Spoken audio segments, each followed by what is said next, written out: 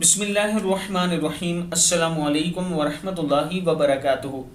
आबिद राजा channel की तरफ से आज मैं अपने दोस्तों को रसूलुल्लाह सल्लल्लाहु अलैहि वसल्लम का एक फरमान बताऊंगा। रमज़ान के महीने में एक आदमी ने अपनी बीवी से हम बिस्तरी कर ली, यानी रोज़े की हालत में हम बिस्तरी कर ली। इसके बाद रसूलुल्लाह सल्लल्लाहु अलैहि वसल्लम से इसके बारे में फतवा दरियाफ्त किया तो आप सल्लल्लाहु अलैहि वसल्लम ने फरमाया, क्या तुम्हारे पास ग़ुलाम है? इसने कहा नहीं। आप सल्लल्लाहु अलैहि वसल्लम ने फरमाया, क्या 2 माह के रोज़े रख सकते हो? इसने कहा नहीं। आप सल्लल्लाहु अलैहि वसल्लम ने फरमाया, तो 60 मिस्कीनों को खाना खिलाओ।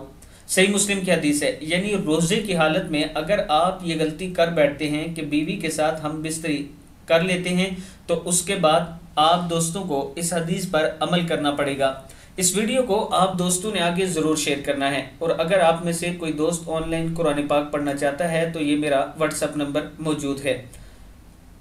आप दोस्तों ने इस वीडियो को आगे ज़रूर शेयर करना है। अस्सलामु अलैकुम वरहमतुल्लाहि वबरकातुहू।